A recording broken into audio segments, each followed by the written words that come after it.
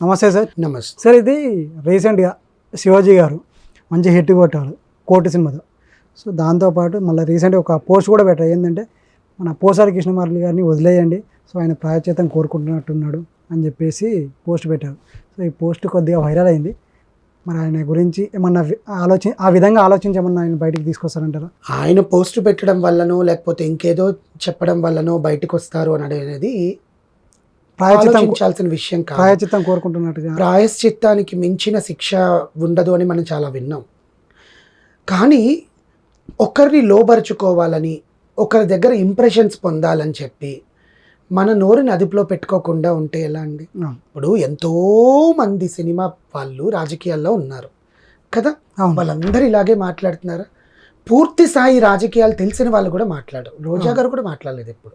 She know how to tackle. Divyavani గారు ఉన్నారు, రోజా గారు ఉన్నారు, వాళ్ళు తిట్టుకున్నారు. రాజకీయం గురించి పూర్తిగా తెలిసిన వాళ్ళు కూడా నోరు పారేసుకోలేదు. ఇంకా విమర్శలు ఒకరి మీద ఒకరు చేసుకుంటూనే ఉంటారండి. అదే రాజకీయం. నువ్వు ఇంత తప్పు చేసావరా, నువ్వు ఇది తప్పు చేసావరా, నువ్వు ఇక్కడికి వెళ్ళావరా, అక్కడికి వెళ్ళావా. నిన్న చూడండి, కేటీఆర్ గారు రేవంత్ రెడ్డి గారిని ఏమనలే, నువ్వు ఎన్ని గొడవలు దుక్కావో నాకు తెలీదా, పొద్దున 5 గంటలకు నువ్వేం చేసావో తెలీదా, నువ్వు ఎంతమందితో నీకు ఎన్ని ఎఫ్ఐఆర్లు ఉన్నాయో మాకు తెలియదు, నీ ఎఫ్ఐఆర్లు అన్నీ బయట పెట్టమంటావా అని అడిగాడు రేవంత్ రెడ్డి గారిని కేటీఆర్. అంతవరకు ఓకే. ఇంట్లో పిల్లల్ని వేరే వాళ్ళ పక్కలో పడుకోబెట్టి నువ్వు పిల్లల్ని కన్నావు అనడం ఎంతవరకు కరెక్ట్? ఆ ఏజ్లో ఉండి 60 ఏళ్ళు 65 ఏళ్ళ పైన పడి నువ్వు అలా మాట్లాడితే ఒక దూషణేగా అది. దానివల్ల ఎంతమంది ఇబ్బందులు పడుతున్నారు.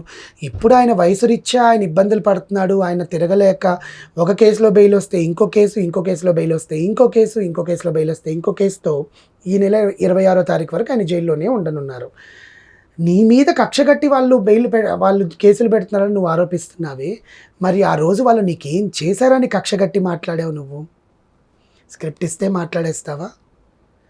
జైల్లోకి వెళ్ళిన మొదటి రోజు నిన్ను కస్టడీలో చెప్పిన మాటలేంటి? వాళ్ళని పీపుల్ నా మీద స్క్రిప్ట్ ఇచ్చారు, ఆ స్క్రిప్ట్ ప్రకారంగా నేను మాట్లాడాను అని. నువ్వు ఒక రచయితవి, కొన్ని వందల సినిమాలకి నువ్వు రచయితగా పనిచేసావు, రైటర్. నీకు తెలుసు తెలుగు ఉచ్చారణ ఎలా ఉంటుందో, ఏ సిచ్యువేషన్లో ఏ సన్నివేశంలో నువ్వు ఎలా డైలాగులు రాయాలో నీకు తెలుసు. కానీ నీ జీవితం అనే పుస్తకంలో నువ్వు రాసుకున్న డైలాగులే, నువ్వు మాట్లాడిన డైలాగులే నీకు ఇప్పుడు శాపంగా మారాయి అంటారా? నిజమే కాదా చెప్పండి? అంతే కదా. 70 ఏళ్ళ మనిషి అన్ని ఇప్పుడు జైలు పోవాలని ఎవరైనా కోరుకుంటారా అండి? ఎవరు కోరుకుంటారు? ప్రపంచంలో 2 ప్లేసులకి వెళ్ళకూడదు అనుకుంటారు. ఒకటి జైలు, ఇంకోటి హాస్పిటల్. మనిషి జీవితంలో అంతకన్నా భ్రష్టి ఇంకేం ఉండదు. ఎందుకంటే వాడు జైలుకి వెళ్ళి వచ్చాడురా అని అంటారు. జైల్లో వాళ్ళతో సావాసాలు చేస్తున్నారా, అలాంటి వాళ్ళతో మనం తిరగకూడదు. మనుషులమే మనం కూడా. ఇప్పుడు పోసాని కృష్ణమురళి గారిని డబ్బుంది కాబట్టి ఆయన అన్ని కేసుల్లో అది తిరుగుతూ అని చేస్తున్నారు. ఏ పార్టీ కోసమైతే నువ్వు చేసావో ఆ పార్టీ నాయకులు కనీసం నీకు డబ్బు సాయం చేస్తున్నట్టుగానే ఎక్కడైనా చూపించారా?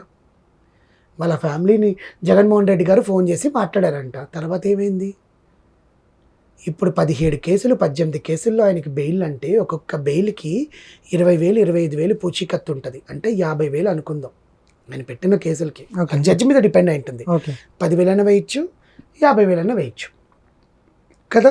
అలా అనుకున్నా కూడా 10 కేసులకి 5 లక్షలు, ఇంకో 10 కేసులకి 5 లక్షలు, 10 లక్షలు ఆయన బెయిల్కే పెట్టాడు డబ్బులు. నువ్వు మాట్లాడిన మాటలకి మూల్యము 10 లక్షలు కాదు, నీ ప్రాణం విలవిలలు ఆడిపోతుంది. నీ భార్య, నీ పిల్లలు ఎంత మంచి పేరు తెచ్చుకున్నాడు. రాజా రాజా అంటూ కమెంట్లు చేసుకుంటూ, కామెడీగా మాట్లాడుకుంటూ ఏదో చేసుకున్న ఒక సెలబ్రిటీ అన్నాడు, ఒక ఆర్టిస్ట్. రాజకీయం గురించి ఏమీ తెలియకుండా ఒక పెద్ద ఆ పార్టీ అధికారంలో ఉన్న ఆ పార్టీ అధినేత చూపు నీ మీద పడాలని చెప్పి ఎంత పడితే అంత మాట్లాడేసి, ఇప్పుడు ఆ పార్టీ అధినేత చూపు కాదు కదా, ఎక్కడ బయటకు వస్తే ఆ పార్టీ అధినేతే లోపలికి వెళ్తాడని ఆ పార్టీ అధినేతే రావట్లే బయటికి. కానీ నీ జీవితం ఇది శివాజీ గారు మాట్లాడింది.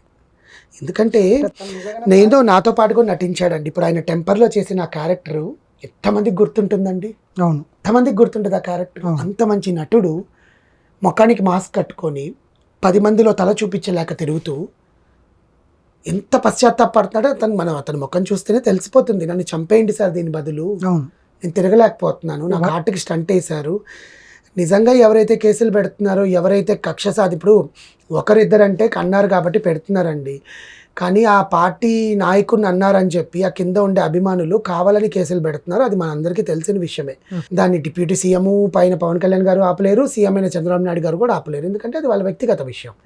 మేము పెట్టమని చెప్పలేదే అని వేస్తారు ఒకటే మాట. మేము ఆపమని కూడా చెప్పము అంటారు. అర్థమైందా మీకు? ఓకే ఓకే బికాజ్ వాళ్ళు అధికారంలో ఉన్నారు కాబట్టి వాళ్ళే వచ్చి ఆపండ్రా బాబు ఇంకా కేసులు పెట్టట్లేదు అంటే వీళ్ళని దుమ్మెత్తిపోస్తారు. వీళ్ళు అట్లా చెప్పలేరు, పెట్టొద్దని చెప్పలేరు, పెట్టమని చెప్పరు. They will be neutral. ఎందుకంటే వాళ్ళ చేతుల్లో ఏమీ లేదు. ఎంత ప్రభుత్వం వాళ్ళ చేతుల్లో ఉన్నా కూడా వ్యక్తిగత విషయాల్ని తీసుకొని వెళ్ళి వాళ్ళు చెప్పలేరు.